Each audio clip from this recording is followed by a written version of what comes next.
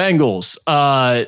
Skinny, one of the things that's coming out, with the mini camp, OTAs, whatever it all is, all the offseason stuff that's been going on, kind of wrapping up here, and you guys talking to the different people inside the locker room and writing stuff up, is hearing about the changes Zac Taylor's made this offseason to try to ramp up the process and get the team better prepared for the start of the season. First of all, let me say, I think this is exactly what they should be doing. The Bengals should be talking about this. They should be instructing people to hype this up and create this narrative, because they're going to get crushed for it. They've been getting crushed for it the last few seasons. You want to say we're doing something about it. You're not ignoring it. So they're doing the right thing by talking about it like this. The question is, what real changes have actually been made? And in your opinion, is there anything that Zac Taylor and the staff can actually do to ramp this thing up right now? Or do you really just have to play better football when the lights come on? I go back to, there's a lot of mitigating circumstances for 1-11 in the first two games of the Zac Taylor tenure. I mean, just look at everyone, and you can almost tie everyone to Joe Burrow, and or the other one being a long snapper getting hurt in the middle of a game and really having no backup long snapper plan, and it cost you the game against. I mean, that literally cost you that game. As bad as Joe Burrow played that day, coming off the appendectomy, if Clark Harris doesn't get hurt, he makes the snap that gets you to the win in that game. They win the game because of that. So there's been mitigating circumstances. But listen, if Joe Burrow says he wants to play some preseason snaps and you're Zac Taylor, you go, okay. I think that to me is one of the biggest changes, is his willingness to play the starters some in the preseason. Now, I don't know what that's going to look like. Is that going to be a series, and if they go 3 and out, that's it for the day? He actually said he was open to playing starters maybe in multiple games in the preseason. And is that, again, is that 3 series in game 1, 2 series in game 2? And of course, nobody ever plays starters in game 3. So I do think there's that. I mean, what will training camp practices look like? Will they be more physical? He tries to not make them as physical. And his way has worked in the way he's wanted it to work. That's the point I don't think fans get in this.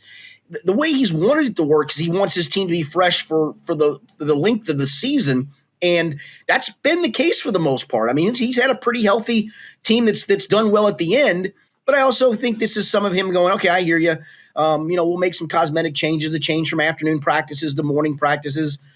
Trust me, I'm one of those that applauds that personally, because it feels like you get done with the afternoon practice. I end up doing a live TV hit. By the time I get out of there at 6:30, by the time I get home at 7, I'm done writing at 9 o'clock at night. And it feels like you're on just a crazy treadmill of doing that stuff. So I like the fact that the morning practices are there. That changes their routine, though.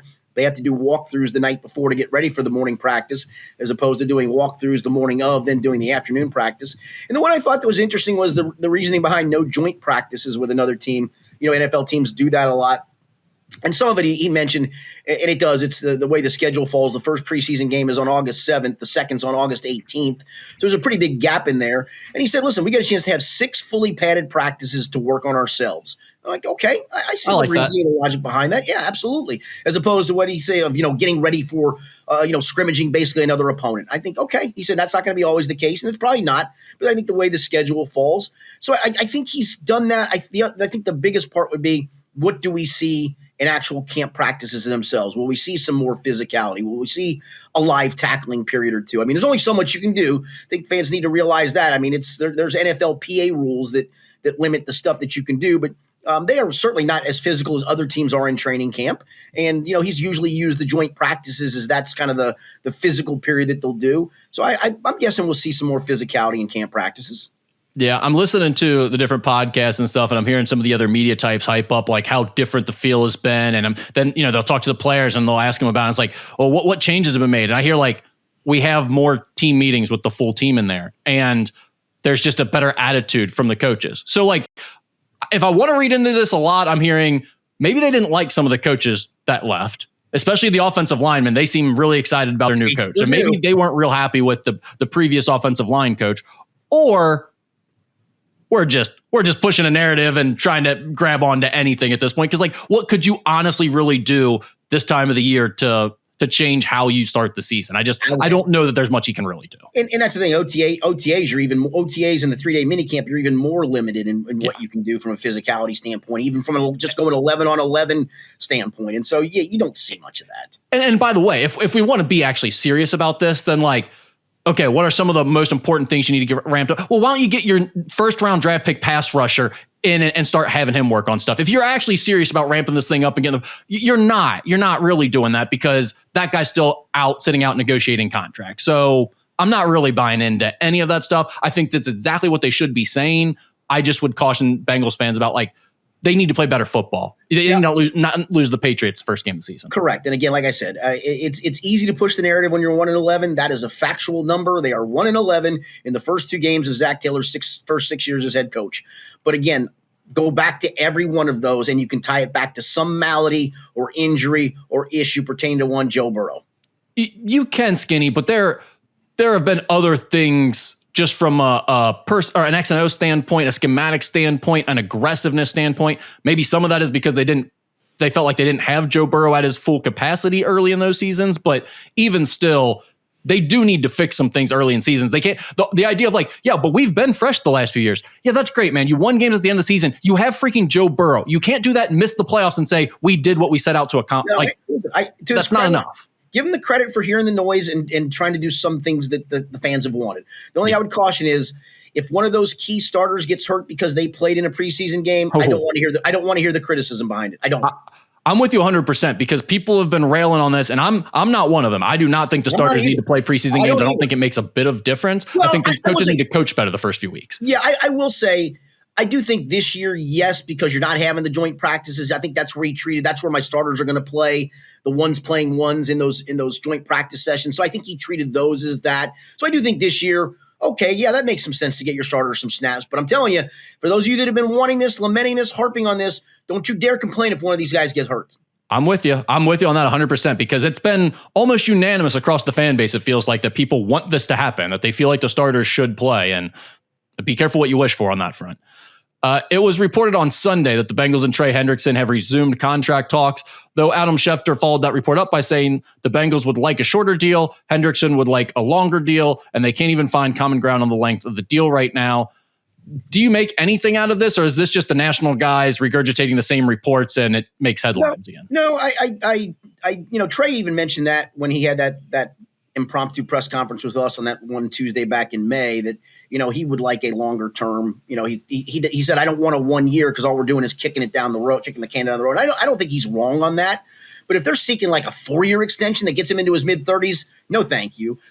I would even say probably no thank you to a 3-year extension.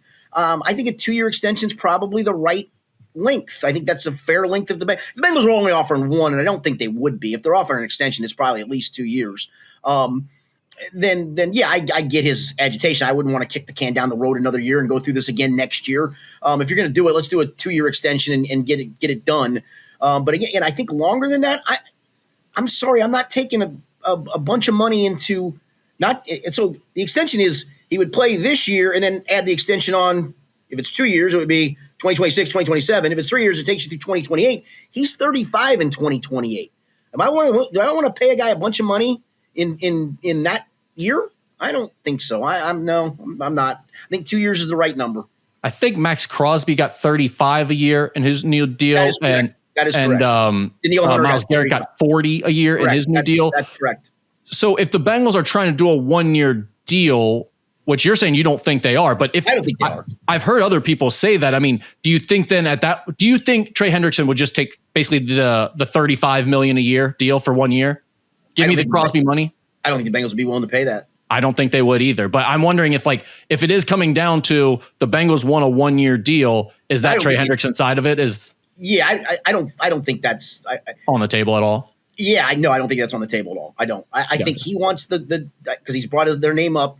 I think he realizes the Myles Garrett money is not going to happen. But the money he wants is in that $35 million range, and I just don't think the Bengals are going to get to that point. It feels to me like the happy medium for both sides, and I think this would be the win-win for everybody. I mean, this is a 2-year extension at an average of $32 million. I think that's some pretty good money that's going to be guaranteed, especially in a signing bonus that you're going to prorate and maybe even guarantee the second year of the extension. That's pretty good money guaranteed for a good peace of mind for a defensive end in his 30s. He's at $16 million a year right now, correct? Correct. It's been reported. I don't know how accurate this is, but it's been reported. I've seen that the Bengals have come up to $28 million a year on whatever extension they've been out there. That number's been out there for a while. I think that's low in my opinion. That's probably the number they gave. And his side is, I think it's been this. I think his side has just not come off that 35 one iota. Now, maybe they have, but if they're that staunch to it and the Bengals are down at 28, yeah, listen, the negotiation part of it is, all right, we'll come up a couple extra mil to 30-ish, and then they come down a little bit, and then you kind of meet in the 31-ish area. I mean, it feels like, I kept throwing numbers around on T. Higgins, and it felt like they hit it right in the sweet spot in between kind of where T was at 30 plus, and the Bengals are at in the high 20s, and they came to 28.5 mil and felt like it was a win for both sides. Yeah, to me, this 28 feels pretty. Again, they have you at 16 this year. Them willing to come up and give you a new deal at 28 feels well. His argument has been, I don't have to apologize for where the market went, and I understand. You do, but you signed a contract already, jackass. Listen, I understand his feeling in that regard. I feel he's as good as Max Crosby. I feel he's as good as Danielle Hunter. His production, his production sure says that. It is. You're right. Last year it was. And I'll give you, I think Max Crosby, to me, when I watch him play, feels more like a game wrecker. Those guys scare you more. Yes, yeah, they do. And I'll give you that part too. I'll give you that part of the argument. But again, the facts part of the argument is the production sways towards Trey's number. And you're right. You don't have to apologize for that. At the same time, I've said this a billion times, and I'll say it again. Just because other teams are dumb and set a market price doesn't mean you have to pay the same market price, especially when you do have him under a contract for this year. And if you want to be a jackass about it, the Bengals, you could franchise tag him next year. And you know what? There ain't a damn thing you can do about it, my guy. Yeah, and the franchise tag would have him somewhere probably like the 30-ish million range. Yeah, the top five. Yeah, it probably would be that number. I haven't looked at like what it is. 28-ish, I think, probably something like that. Probably right around what the Bengals offered him. And it probably would go to 30 next year if they tagged him next year. So yeah. The thing that drives me crazy is the leverage of holding out is if he doesn't play by, I believe it's week 10, week 9, his year doesn't toll. So the Bengals still have his rights.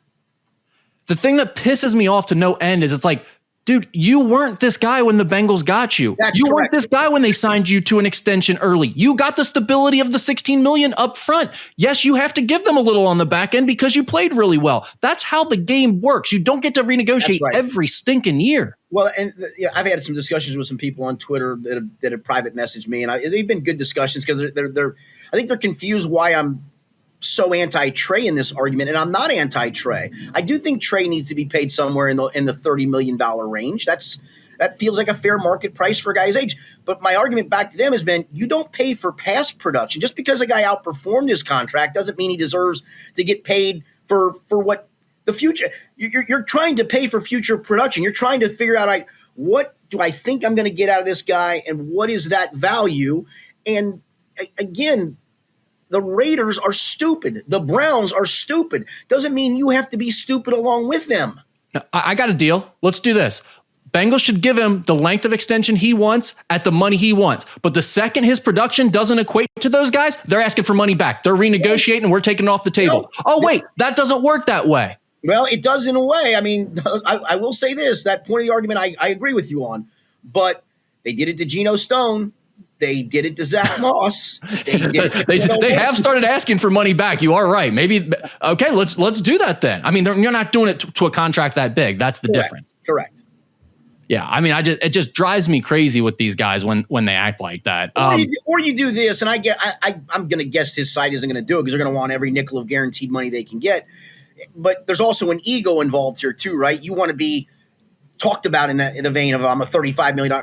Okay, you know what? Put a bunch of base salary in the final year of his contract to jack up the average value, and at that point you can also cut him and get out from underneath that. So let's do that, and that way he can say I signed a 2-year, $70 million extension. And when you look at it, there's a bunch of base salary in the last year that you go, well, if he doesn't produce, we're going to be willing to pay it. If he doesn't produce, see ya. Right. I like that. That's how you have to get there, I think. And weirdly, it does feel like something's probably going to happen. Like, I feel like they're actually going to work something out now more than ever. I don't know why. But if they're not willing to budge, part of negotiation is both sides have to give. But Trey Hendrickson's son might relent. Well, that's a good point. Might relent. His son needs milk money. He's going to be starting preschool soon.